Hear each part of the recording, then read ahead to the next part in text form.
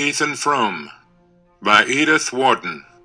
I had the story bit by bit from various people, and as generally happens in such cases, each time it was a different story.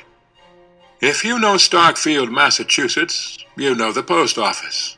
If you know the post office, you must have seen Ethan Frome drive up to it, drop the reins on his hollow-backed bay, and drag himself across the brick pavement to the white colonnade. And you must have asked who he was. Ethan Frome. Who is Ethan Frome? He was a man who was in an accident a few years ago.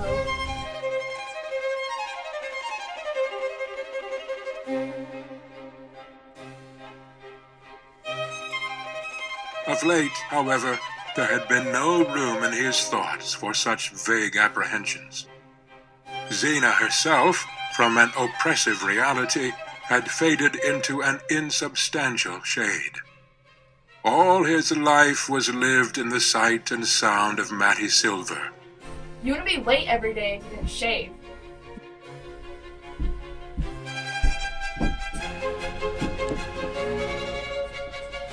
And he could no longer conceive of its being otherwise. But now, as he stood outside the church and saw Mattie spinning down the floor with Dennis Eady, a throng of disregarded hints and menaces wove their cloud about his brain.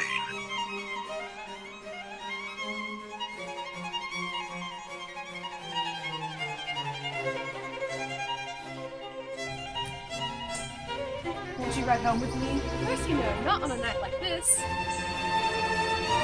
Think I've forgotten you, Matt?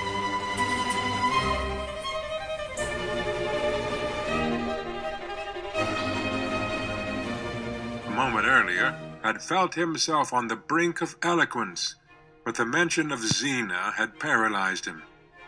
Mattie seemed to feel the contagion of his embarrassment, and sat with downcast lids, sipping her tea, while he feigned an insatiable appetite for doughnuts and sweet pickles.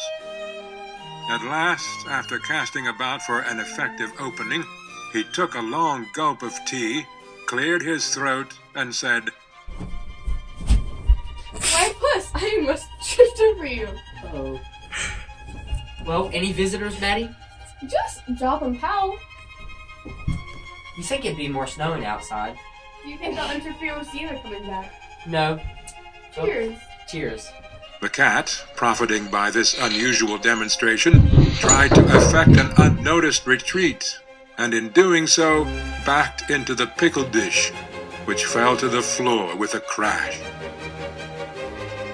She lifted stricken eyes to him. She began to cry, and he felt as if every one of her tears were pouring over him like burning lead. Maddie! Maddie!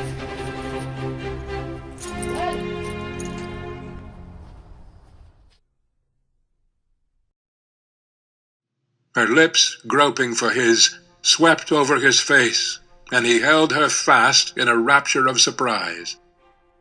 And I say, if she had died, Ethan might have lived. And the way they are now, I don't see there's much difference between the Fromes up at the farm and the Fromes down in the graveyard. Except down there, they're all quiet, and the women have got to hold their tongues.